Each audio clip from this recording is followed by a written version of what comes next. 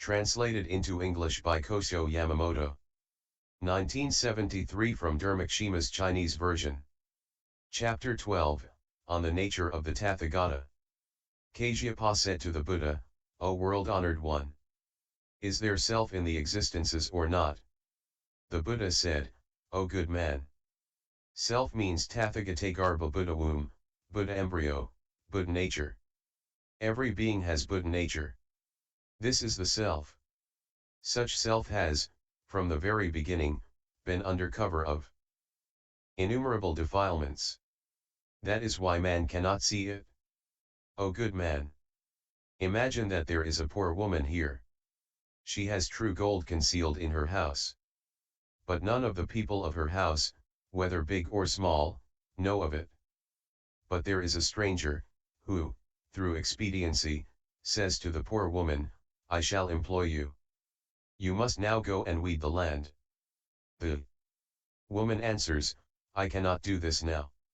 If you let my son see where the gold is hidden, I will soon work for you. The man says, I know the way. I shall point it out to your son. The woman further says, nobody of my house, whether big or small, knows of this. How can you? The man says, I shall now make it clear. The woman says further, I desire to see. Pray let me. The man digs out the gold that had lain hidden. The woman sees it, is gladdened, and begins to respect that person. O good man, the case is the same with the Buddha nature which man has. Nobody can see it. This is analogous to the gold which the poor woman possessed and yet could not see. O good man, I now let persons see the Buddha nature that they possess, which is overspread by defilements. This is analogous to the poor woman who cannot see the gold, even though she possesses it. The Tathagata now reveals to all beings the storehouse of enlightenment, which is the Buddha nature, as it is called. If all beings see this, they are gladdened and will take refuge in the Tathagata. The good expedient is the Tathagata, and the poor woman is all the innumerable beings, and the cask of true gold is the Buddha nature. Also, next, O good man, as an example, a woman has a child who, while yet very young, is seized by illness. Worried by this, the woman seeks out a good doctor. The good doctor comes and compounds 3 medicines, which are butter, milk, and rock candy. This he gives her, to have it taken by the child. Then he says to the woman, when the child has taken the medicine, do not give any milk to the child for some time. When the medicine has worked its way out, you may then give milk. Then the woman applies a bitter substance to her nipple and says to the child, do not touch it, i.e. her nipple. My nipple is poisonous. The child is dying for the milk and wants to have it. But on hearing of the poison, it runs away. After the medicine has done its work, the mother washes her nipple, calls in her child and gives it her nipple. Although hungry, the child, having heard about the poison, will not come to it. The mother then says, I only put poison on my nipple so as to give you the medicine. As you have already taken the medicine, I have washed the poison off. Come. Take my nipple. It is not bitter any more. On hearing this, the child slowly comes back and takes it. O good man, the case is the same with the Tathagata. In order to save beings, he gives them the teaching of non-self. Having practiced the way thus, beings do away with the caste of mind that clings to self and gain nirvana. All of this is to do away with people's wrong concepts, to show them the way and cause them to stand above, to show them that they adhere to self, that what obtains in the world is all false and not true, and to make them practice non-self and purify themselves. This is similar to the woman's applying a bitter substance to her nipple out of love for her child. It is the same with the Tathagata. For practicing the void, I say that all do not have the self. This is like the woman's cleaning her nipple and calling for her child to partake of her milk.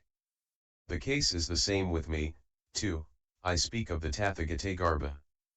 For this reason, the bhikkhus do not entertain fear. It is analogous to the child who hears its mother, slowly comes back and takes the milk. The situation is the same with the bhikkhus. They should know well that the Tathagata hides nothing. Bodhisattva Kasyapa said to the Buddha, "O world-honored one! Really, there cannot be any case in which there is self." Why not? When a child is born, it knows nothing. If there is a self, the child would have to have knowledge when it is born into the world. Hence we can know that there is no self. If a self definitely existed, there could not be any loss of knowing. If it were true that all beings eternally possessed Buddha nature, there could be no breaking away. If there is no destruction, how can there be the differences of Kshatriya, Brahmin, Vaishya, Sudra, Kandala, and animals? Now, the effects of karma are various, and differences exist in life. If there definitely is a self, there cannot be any victory or defeat with beings. From this, we can definitely know that the Buddha nature is eternal Dharma. If the Buddha nature is definitely eternal, why do we speak of such things as killing, stealing, lust, forked tongue, ill-speaking, lying, flattering, greed, hatred, and wrong views? If there really is eternally the nature of self, why is it that a person becomes intoxicated or mad? If the nature of self is eternal, the blind should be able to see, the deaf hear, the dumb talk, and the lame walk. If the self is eternal, fire, great floods of water, poison, swords, evil persons, and animals need not be avoided. If the self is eternal, what has basically changed cannot be forgotten or lost. If forgotten, how can a person say, "I have seen this person somewhere before"? If the self is eternal, there cannot be old age or youth, no ups or downs, no remembering of what has passed away. If the self is eternal, where does it abide or live? Is it the case that tears, spittle, blue, yellow, red, and white are to remain in all things? If the self is eternal, it will fill the body as in the case of sesame seed, in which there is no space left in between. When the body is cut up into small pieces, the self, too, would have to be cut up. The Buddha said to Kasyapa, "O good man! As an analogy, there is in the household of a king a great wrestler. He has an adamantine bead on his brow. This man wrestles with other wrestlers. When once the head of another person touches his brow, the bead goes into the wrestler's flesh, and there is no knowing where it is. A boil comes up there. A good doctor is called in to cure it. At that time, there is a good doctor with a bright mind. He knows well how to diagnose and prescribe medicine. Now, he sees that this boil has appeared due to the beads having got into the wrestler's body. He realizes that this bead has entered the flesh and remains there. Then, the good doctor asks the wrestler, 'Where is that bead?' 'That was on your brow.' The wrestler is surprised and answers, 'O great teacher and doctor! Has not the bead on my brow got lost? Where could the bead be now? Is this not a miracle that you know about it?' He is worried and weeps. Then, the doctor pacifies the wrestler, 'Do not be over-concerned. When you fought, the gem entered your body. It is now under your skin and can be seen, looming up. As you fought, the poison of anger so burned that the gem got into your body and you did not feel it.' But the wrestler does not believe the doctor's words. 'If it is under my skin, how is it that it does not come out because of the impure pus and blood? If it is in my sinews, we cannot possibly see it. Why do you mean to cheat me?' Then, the doctor takes up a mirror and holds it in front of the wrestler's face. The gem appears clearly in the mirror. The wrestler sees it, is surprised and is all wonder. It is like that. O good man! The case is the same with all beings. They do not come near to a good teacher of the way. So, they cannot see the Buddha nature which is within, even though they possess it. And they are reigned over by greed, lust, anger, and ignorance. So they fall into the realms of hell, animals, hungry ghosts, asuras, kandalas, and get born in such various houses as Kshatriya, Brahmin, Vaishya and Sudra. The karma generated by the mind leads a person, though born a human, into such lives as a cripple, lame, deaf, blind or dumb person, and to the existences, where such as greed, lust, anger, and ignorance reign over the mind, and the person is unable to know of the presence of the Buddha nature. The wrestler says that the gem has gone away, even though it is actually in his body. The same with beings, too. Not having come into contact with a good teacher of the way, they do not know the Tathagata's hidden treasure and do not study selflessness. For example, even when a person is told of the unholy self, he cannot know the true quality of the self. The same is true of my disciples. As they do not befriend a good teacher of the way, they practice non-self and do not know where itself is. They do not know the true nature of selflessness. How, then, could they know the true nature of the self itself? Thus, O good man, the Tathagata says that all beings possess the Buddha nature.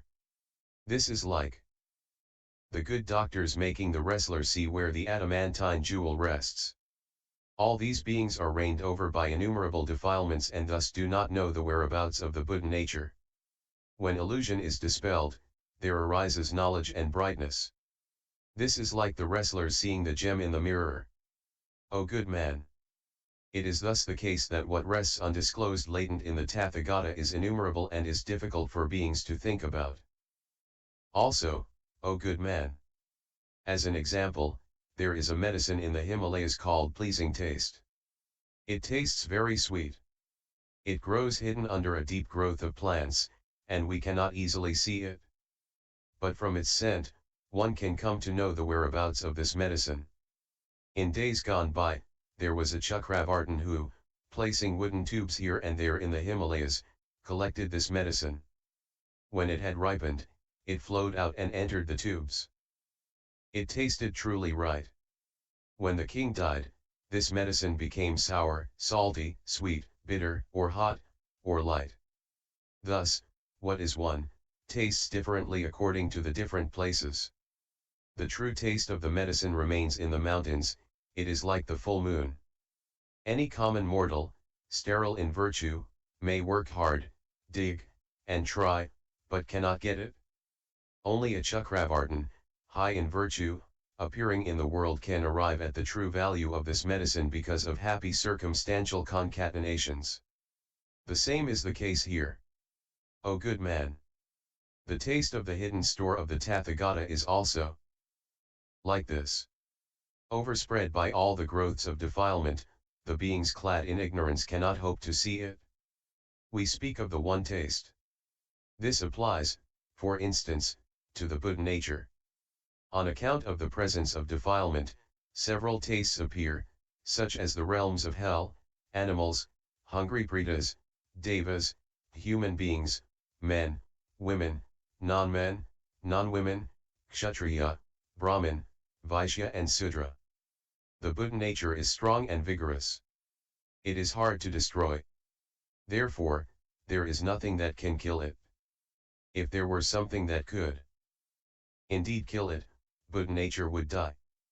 But nothing can ever destroy such Buddha nature. Nothing of this nature can ever be cut. The nature of self is nothing other than the hidden storehouse of the Tathagata. Such a storehouse can never be smashed, set on fire, or done away with. Although it is not possible to destroy or see it, one can know of it when one attains unsurpassed enlightenment. Hence, there is indeed nothing that can kill it. Bodhisattva Kasyapa said to the Buddha, if nothing can kill it, no karmic consequences would ensue from evil actions. The Buddha said to Kasyapa, there truly is such a thing as killing. How? O good man! The Buddha nature of beings rests within the 5 skandhas. If the 5 skandhas are destroyed, this is killing of those skandhas. If one harms a living thing, one gains the unfortunate realms. Through the working of karma, one transmigrates through such realms as Kshatriya, Brahmin, Vaishya, Sudra, Kandala, or man, woman, non-man, non-woman, and the variegated existences. A person who has not reached the holy stage of a sage is waywardly bound up by attachment to self. All such phases modes of existence, whether big or small, are like barnyard grass, like rice, or a bean, or like the thumb. Thus do they, i.e. ignorant beings, loosely imagine things. There can be no true shape in wild fancies. The shape of self that seeks to flee from the world is Buddha nature. This is the best way of conceiving of the self. And next, O good man. As an analogy, there is a man here who knows well what is hidden under the ground. He takes a sharp hoe, digs into the ground and hits upon such things as stones and gravel. All goes through and nothing hinders, i.e. the hoe digs through everything, without being obstructed. Only when the diamond comes in its way, can the hoe not dig through. Now, no sword or hatchet can destroy a diamond. O good man. The Buddha nature of beings is like this. It is something that all those people who discuss things, Marupapiyas, all men, and Devas cannot destroy. What characterizes the five skandhas is the phenomenon of what occurs and what is done. Whatever occurs and is done can certainly be destroyed, like stones and sand. The true self of the Buddha nature is like the diamond, which cannot be crushed. Hence, we call the destroying of the five skandhas the killing of life. O good man. Know well most definitely that the Buddhist teaching is not within the boundaries of conceiving. 104 O good man. The Vaipulia Sutras are like amrita, ambrosia, nectar, and poison. Bodhisattva Kasyapa said to the Buddha, "Why, O Tathagata, do you say that the Vaipulia Sutras are both amrita and poison?" The Buddha said, "O good man. Do you desire to be informed about the hidden storehouse of the Tathagata?" Kasyapa said to the Buddha, "I now really do desire to learn the signification of the hidden store of the Tathagata." Then the Tathagata said in a gatha, "There is a person who takes amrita, ambrosia/nectar, harms life, and dies early. Or another, who takes amrita and gains a long life. Or one who takes poison and gains life. Or another who takes poison and dies. The unhindered, unobstructed wisdom, which is amrita, is none other than the Mahayana Sutras. And such Mahayana Sutras are what also contain poison. It is like butter, sarpermanda, or rock candy, which, when taken and digested, act as medicine. If not digested, then they are nothing but poison. It is the same with the Vaipulia Sutras. The wise make of them amrita, and the ignorant, not knowing the value of the Buddha nature, make of them poison. Sravakas and Pratyekabuddhas make of the Mahayana amrita. This is like milk, which is foremost in taste. Those who work thus and make progress, ride in the Mahayana, gain the shore of Nirvana, and become elephant kings of men. Such beings know of the Buddha nature, as with Kasyapa. This superb amrita is birthlessness and deathlessness. O Kasyapa, you have now analyze the three refuges. Just as is the intrinsic being svabhava of the three refuges, so indeed is my intrinsic being svabhava. If a person is able truly to discern that his/her intrinsic being possesses the Buddha to Buddha nature, then you should know that such a person will enter into the secret matrix equals the Tathagatagarbha. That person who knows the self-atman and what belongs to the self-atmiya has already transcended the mundane world. The nature of the three jewels, the Buddha, the Dharma and the Sangha, is supreme and most worthy of respect. As in the verse which I have uttered. The meaning of its nature is thus. Then, Kasyapa said in a gatha, I do not know how to take refuge in the three treasures, how to take refuge in unsurpassed fearlessness, knowing not the place of the three treasures. How can one gain fearlessness? How can one who takes refuge in the Buddha gain peace? How can one take refuge in Dharma? Condescend to tell me of this. How does one gain unmolestedness, and how non-unmolestedness? How does one take refuge in the Sangha and thereby attain unsurpassed benefit? How does one gain true sermons? How? Buddhahood in the days to come? If one does not attain it in the days to come, how can one take refuge in the three treasures? I have nothing to foresee, I shall work my way up step by step. Without conceiving, can a person think of having a child? If it is definitely in embryo, we can indeed say that we have a child. If the child is in the womb, it will not be long before it emerges. This is the meaning vis-avis a child. The same pertains to the karma of man. The ignorant cannot know what the Buddha says. By ignorance, the will of birth and death turns. One who is an upasaka in name only cannot know the true meaning. Condescend to explain matters to me and cut away the web of doubt. Oh, the great wisdom of the Tathagata! Have pity and explain. I pray, open the closed door of the treasure house of the Tathagata. O Kasyapa! I will now for your sake open the closed door of the storehouse and uproot your doubt. Give ear to what I say with all your heart. You, all you Bodhisattvas, and the seventh Buddha i.e. Buddha Kasyapa, have the same name. One who takes refuge in the Buddha is a true upasaka. He no longer takes refuge in all the other gods. One who takes refuge in Dharma cuts himself away from harming others. One who takes refuge in the Holy Sangha does not take refuge in tirtha-ikas. Thus taking refuge in the three treasures, one attains fearlessness. Kasyapa said to the Buddha, I take refuge in the three treasures. This is the right path, and this is the world of all Buddhas. The fact that the two treasures are equal possesses always the nature of great wisdom. The nature of the self and the Buddha nature do not differ. This is the path the Buddha praises, this is where man rightly steps forwards. And when one abides in peace, this is true enlightenment. This is Buddhahood. I, too, am a Shugata. Well gone one equals Buddha, and am on the way to unsurpassed enlightenment praised by all. This is the best Amrita. This is where there is no samsaric existence to name.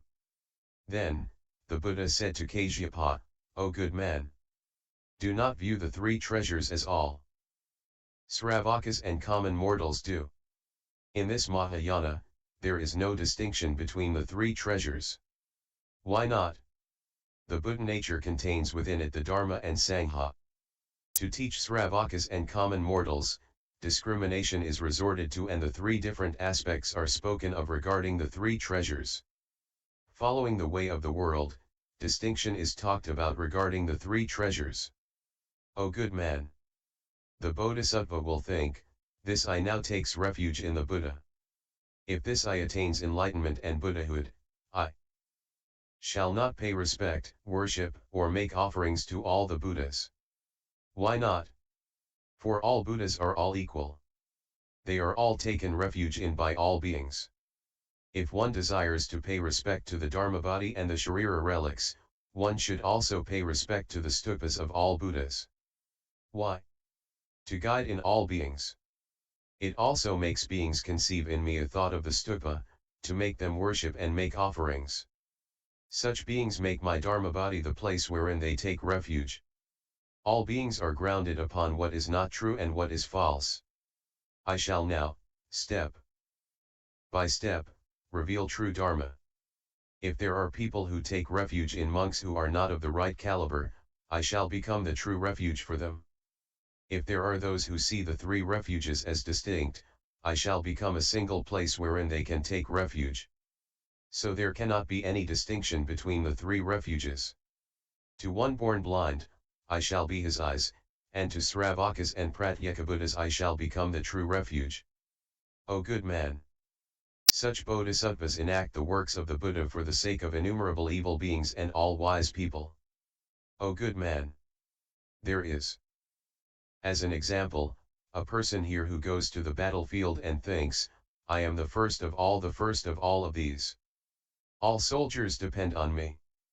Also, it is like the prince who thinks, I shall conquer all other princes, succeed to the works of a great emperor, gain unmolested unrestricted power, and make all other princes pay homage to me. So, let me not entertain a whit of thought of self-surrender. As with the prince of the king, so too with the minister. O good man! The case is the same with the Bodhisattva Mahasattva, and he thinks, how do the three become one with me? O good man! I make it in my teaching that the three things are nirvana. The Tathagata is the unsurpassed one. For example, the head is the highest part of a man's body, not the other limbs or the hands and legs. The same is the case with the Buddha. He is the most respected, not Dharma or the Sangha. In order to teach the world, he manifests himself diversely. It is like going up a ladder. This being the case, do not regard the three refuges as different, as do common mortals and the ignorant. Abide in the Mahayana as bravely and decisively as a sharp sword. Bodhisattva Kasyapa said to the Buddha, I ask about what I know, not what I do not know. I ask about untainted pure actions for the sake of the greatly courageous Bodhisattvas, so that the Tathagata will, for the sake of the Bodhisattvas, proclaim what is wonderful and expounded, and thus the Bodhisattvas will desire to praise the Mahayana Vaipulya Sutras. The Tathagata, the great compassionate one, now speaks. I too shall peacefully abide in it.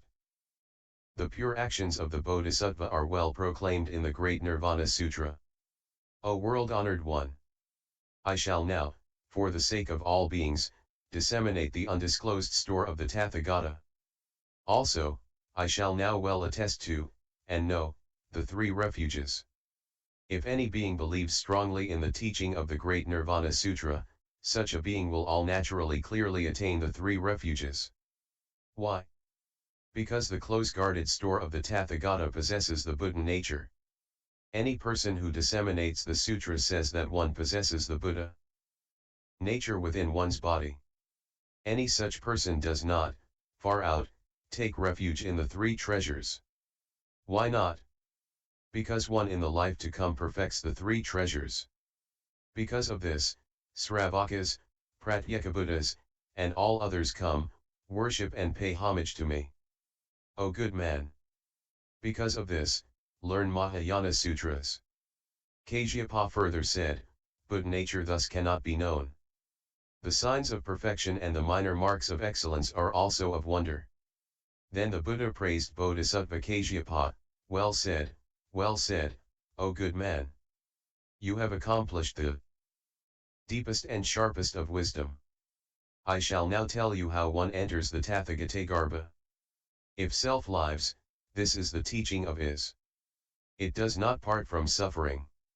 If self does not exist, there can be no benefit, even if one practices pure actions. If one says that all things do not possess self, this is but the nadis theory akadikadristi, i.e. the worldview of the total negation of any existence, which is the theory of sheer emptiness. If one says that self exists, this is the ever-is theory sasvatadristi, an erroneous view of life which takes existence as concrete and changeless. If one says that all things are non-eternal, this is the not-is view. If one says that all things exist, this is the ever-is view. If one says that all is suffering, this is the not-is. If one says that all things are bliss, this is the ever-is. If a person practices the way of the ever-is of all things, such a person falls into the heresy of not-is. A person who practices the way according to which all things become extinct falls into ever-is. This is like the measuring worm, which carries its hind legs forward by the action of its front legs. It is the same with the person who practices the ever-is and the not-is. The not-is stands on, depends on, is based on the ever-is. Because of this, those of other teachings who practice suffering are called not good. Those of other teachings who practice bliss are called good. Those of other teachings who practice non-self are those of illusion.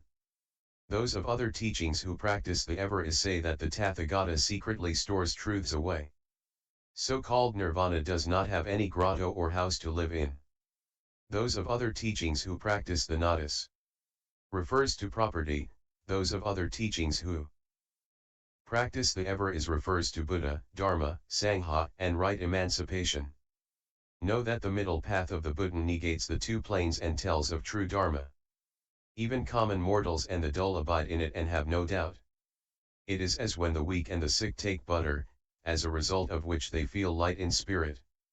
The nature of the two of is and not is not definite. For example, the natures of the four elements earth, water, fire, and wind are not the same. Each differs from the other. A good doctor well sees that each stands against in contradistinction to, in opposition to, in contrast with the other. He sees it through even by the one-sided phase of what takes place. O good man! It is the same with the Tathagata. He acts like a good doctor towards all beings. He knows the difference between the internal and external nature of illusion and crushes it out, and reveals the fact that the undisclosed store of the Tathagata is pure and that the Buddha nature is eternal and does not change. If a person says is, he must be on guard that his wisdom does not get tainted. If a person says not is, this is nothing but falsehood. If one says is, one cannot sit unsaid. Also, one could not play with words and dispute, only seek to know the true nature of all things. Common mortals play with words and dispute, betraying their own ignorance as to the Tathagata's undisclosed store. When it comes to the question of suffering, the ignorant say that the body is non-eternal and all is suffering. Also, they do not know that there is also the nature of bliss in the body. If the eternal is alluded to, common mortals say that all bodies are non-eternal, like unfired tiles. One with wisdom discriminates things and does not say that all is non-eternal.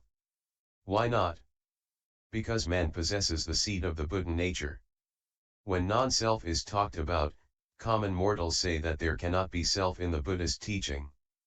One who is wise should know that non-self is a temporary existence and is not true. Knowing thus, one should not have any doubt. When the hidden Tathagatagarbha is stated as being empty and quiet, common mortals will think of ceasing and extinction. One who is wise knows that the Tathagata is eternal and unchanging. If emancipation is stated to be something like a phantom, common mortals say that the person who attains emancipation is one who wears away to nothingness. A person with wisdom thinks that he is a man-lion and that, though he comes and goes, he is eternal and does not change. If it is stated that ignorance resides in all things, common mortals hear this and think of two different existences, the bright and the non-bright. The wise man sees that the nature is not two and that the nature of the not two is the real nature, self-nature. If it is stated that things sit on depend on consciousness, common mortals say two, which are samskara volition, mental impulse, and vijnana consciousness. But the wise know that its nature is not two and that the nature of the not two is the svabhavika o nature, self-nature.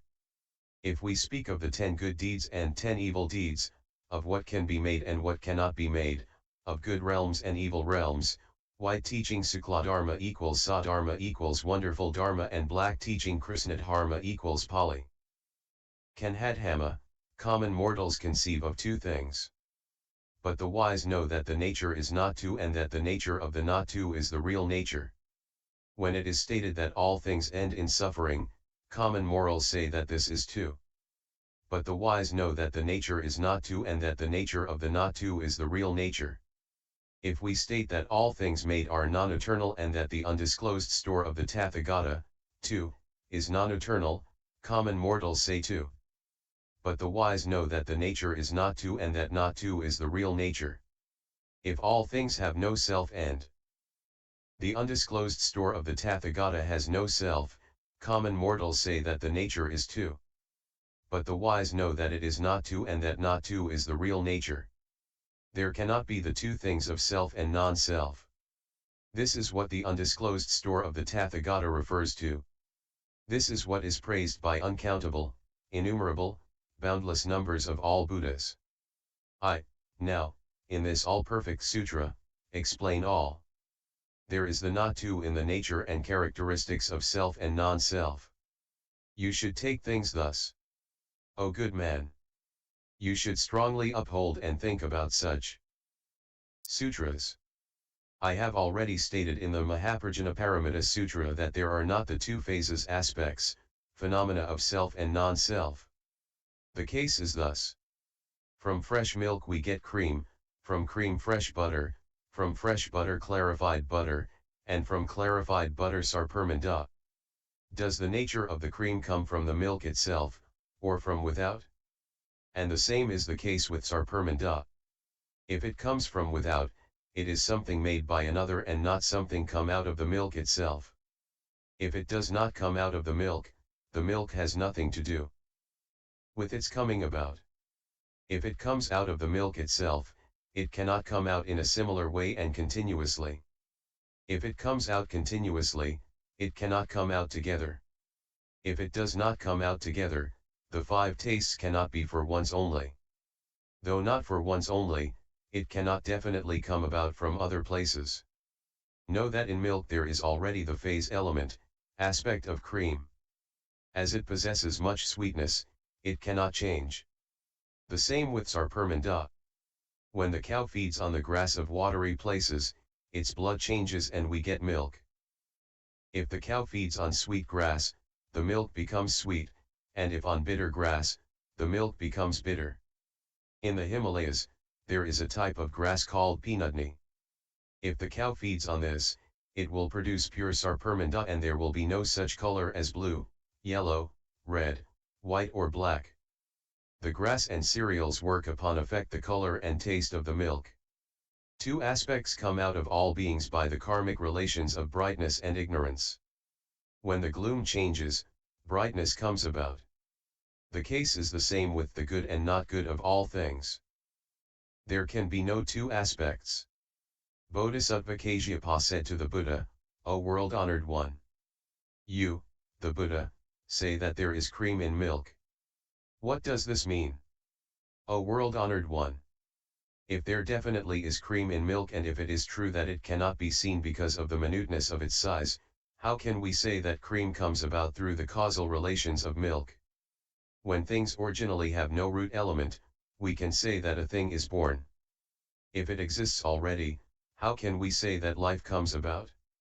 It is the case that there definitely is cream in milk, there must be milk in all grass. Likewise, there must be grass in milk, too. If the situation is that there definitely is no cream in milk, how can cream come out of the milk? If there is no root element but it later comes about, how could it be that grass cannot grow in milk? O good man! Do not say that there definitely is cream in milk or that there is not cream in milk. Also, do not say that it comes from outside. If there is definitely cream in milk, how can it be that thing and taste differ? That is why you should not say there definitely is cream in milk. If there definitely is no cream in milk, why is it that something different does not come about in the milk? If poison is put into milk, the cream will kill a person. That is why you should not say that there definitely is no cream in the milk. Further, if we say that cream comes from outside, why is it that cream does not come about in water? Because of this, do not say that cream comes from anywhere else. O good man! As the cow feeds on grass, its blood changes into white. Grass and blood die out and the power of virtue of beings changes and we gain milk. This milk comes out of grass and blood, but we cannot say that there are the two. All we can say is that conditions so bring it about. This we can say. From cream up to sarpermanda, things go thus. The case here is the same. Because of this, we can rightly say that there is the taste of the cow. This milk dies away, and in consequence there comes about cream. What is the condition? It is sour or warm. Because of this, we can say that it comes from conditions. The situation is the same with the others, up to sarpermanda. Because of this, we cannot say that there definitely is no cream in milk. If it comes from elsewhere, it must exist separately from the milk. This cannot be. O good man! The same is the case with brightness and ignorance. Of that which is bound up by all illusions, we say ignorant. If linked to all good things, there can be brightness. That is why we say that there can be no two things. So, I said, there is a grass in the Himalayas called peanutney, which, if eaten by the cow, produces sarpermanda. The same is the case with the Buddha nature. O good man! Beings are sterile in fortune and do not come across this grass. The same applies to the Buddha nature. As defilement overspreads them, beings cannot see. For example, the water of the great ocean tastes salty all the same, but it contains in it the best of water, as in the case of milk. Also, the Himalayas are perfect in various virtues and produce various medicines, but there are also poisonous herbs. It is the same with the bodies of all beings. There are the 4 poisonous serpents, but there is also present the great king of all wonderful medicine. So-called Buddha nature is not something that has been made. Only, it is overspread by defilement. Only a person who thoroughly cuts it away, whether he be a Kshatriya, Brahmin, Vaishya, or Sudra, sees the Buddha nature and attains unsurpassed enlightenment. For example, should the thunder roll in the sky, the clouds disperse and all the tusks of the elephant will be covered with flower petals. If there is no thunder, the flowers do not come about. Also, this is as in the case where there is no denotative name. The same is also the case with the Buddha nature of all beings. It is always overspread by various defilements and is not seen. That is why I say that beings do not possess the self. If one is blessed with hearing the all-wonderful Mahaparinirvana Sutra, one sees the Buddha nature. This is as in the case of the flowers on the tusks of the elephant. One may hear all about the samadhis of the sutras.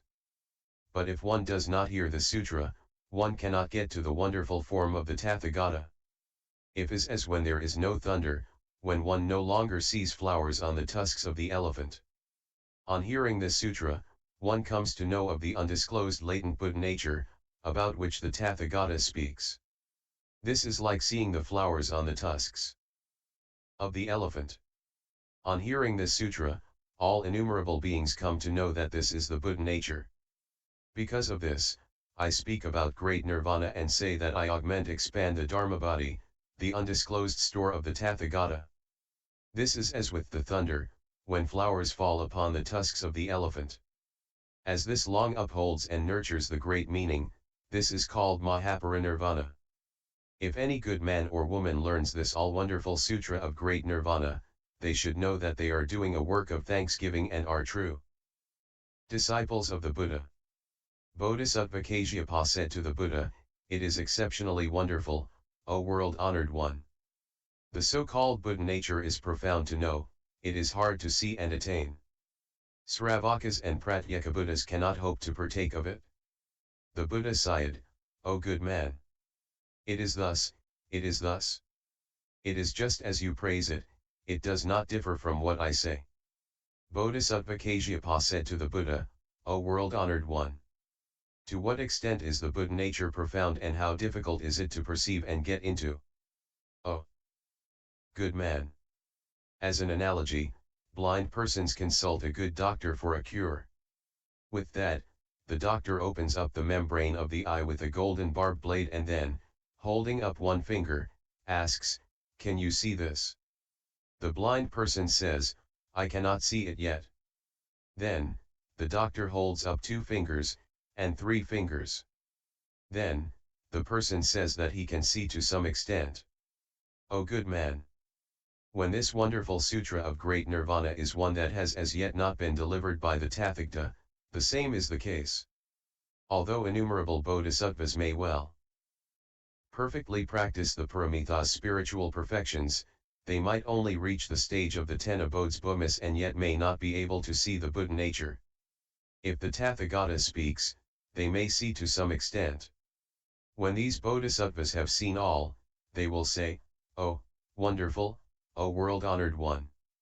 We have been repeating birth and death and have been worried by selflessness. O good man! Such bodhisattvas may well reach the stage of the 10 soils bhumis. Stages of bodhisattva development, and yet they cannot clearly see the Buddha nature. How could Sravakas and Pratyekabuddhas well see it? Also, next, O good man. For example, one sees geese flying far off in the sky and wonders if they really are geese or the sky. One looks carefully and sees this indistinctly. The case of the Bodhisattvas may also be like this, they see but a small part of the nature of the Tathagata. How could Sravakas and Pratyekabuddhas well see it? O good man. The same is the case with an intoxicated man who has a long way to walk, but can only see the way indistinctly. This is the case with the Bodhisattvas at the stage of the 10 Bodhisattvas who can only see a small part of the nature of the Tathagata. O good man. There is a thirsty person who has to travel a long way through the wilderness. Thirst presses down upon him so much that he looks for water everywhere. Then, he sees the foliage of a tree with a white crane on it. Having lost his capacity to judge, the person cannot tell if this is a tree or water. He tries hard to see. Then he sees that it is a white crane and the foliage of a tree.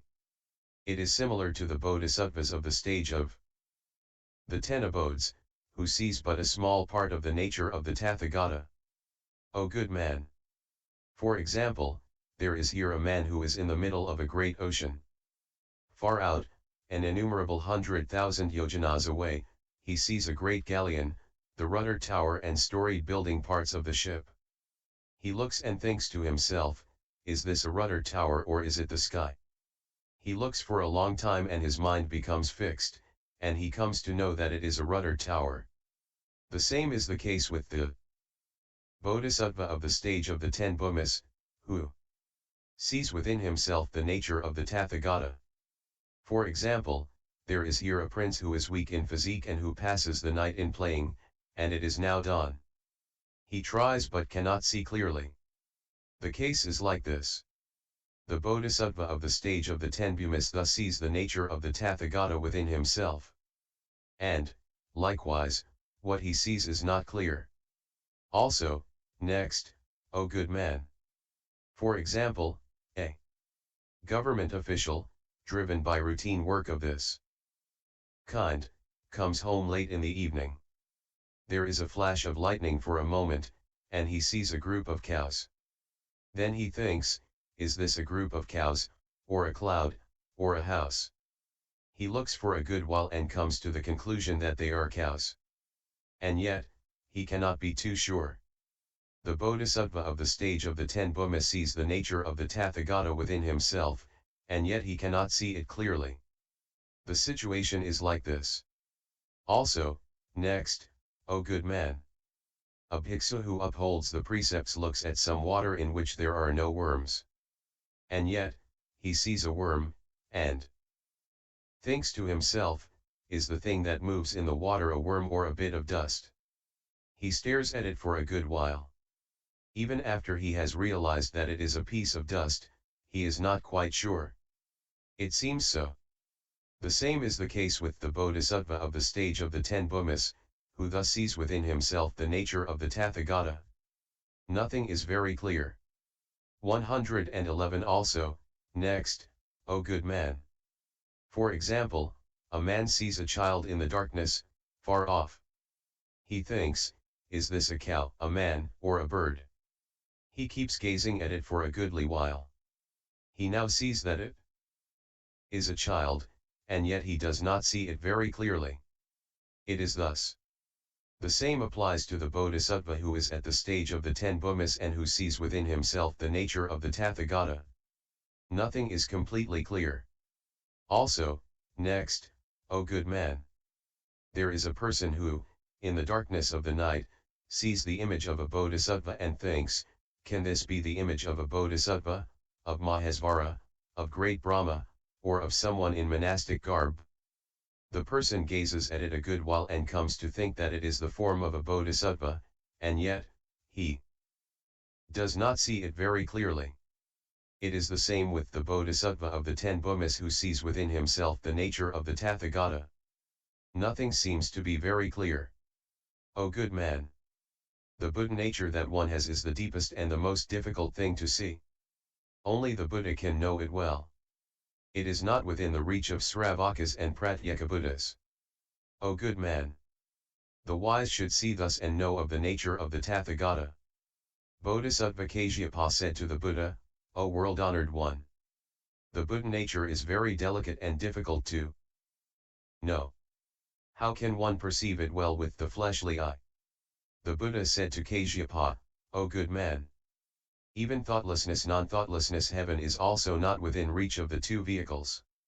When one accords with the sutras, one can well see it by dint of the power of faith. O good man! The same is the case with Sravakas and Pratyekabuddhas who accord with the Nirvana Sutra and who see in themselves the nature of the Tathagata. O good man! Because of this, one should make effort and learn the great Nirvana Sutra. O good man! The Buddha nature as such can only be known by the Buddha alone and is not within the reach of Sravakas and Pratyekabuddhas. Bodhisattva Kasyapa said to the Buddha, O world-honored one! Unholy common mortals possess the nature of common mortals and yet say that they possess self. The Buddha said, as an example of this, two persons are friends. One is a prince, and the other a poor man. They associate with each other. Then the poor man, on seeing that the prince possesses a very bright sword, covets it. The prince later flees to other countries, taking the sword with him. The poor man later puts up at the house of another person and, in his sleep, cries out, "The sword! The sword!" A person nearby hears this and goes to the king. The king says, "You said sword. Tell me where it is." The person tells of it in detail. "O king! You can cut up my body and cut off my feet, and yet you will not be able to get the sword. I was once on close terms with the prince. Before, we were together, and I saw it. But I did not touch it. And how could I take it?" The king asks further, "What was the sword like which you say you saw?" The man answers, "O great king! It was like a ewe's horn." The king, on hearing this, smiles in amusement and says, "Don't worry. In all my storehouse, we do not have any such sword. How could you have seen it with the prince?" Then the king asks all his ministers, "Have you ever seen a sword of this kind?" So speaking, he dies. Then another prince ascends the throne. He also asks the ministers, "Have you ever seen in the governmental storehouse any sword of this kind?" All the ministers say, "We once saw it." "What was the sword like?" They replied, "It was like a ewe's horn." "How could there be any such sword in my storehouse?" 4 kings, one after the other, ask and check, but they cannot gain it. Some time later, the prince who has fled the country returns and becomes king. On ascending the throne, he asks the ministers, "Have you ever seen the sword?" They reply, "O great king! Its color was pure, and it was like an udpa lotus." They also answer, "It was like the horn of a ram." They further reply, "It was red and like a fireball." They answer too, "It was like a black serpent."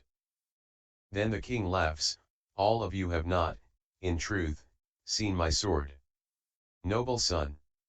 A bodhisattva Mahasattva is also like that. He appears in the world and expounds the true nature of the self.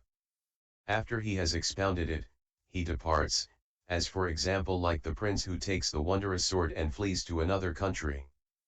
Foolish ordinary people say, everybody has self. Everybody has self, like the poor man who, lodging at another's house, cries out, "The sword! The sword!" Sravakas and Pratyekabuddhas ask people, "What attributes does the self have?" To which they reply, "I have seen the attributes of the self, it is the size of a thumb," or they say, "It is like a grain of rice," or "It is like a grain of millet," or there are some who say, "It is the self's attribute to abide within the heart, burning like the sun." In this manner people do not know the nature of the self, just as, for example, the various ministers do not know the nature of the sword.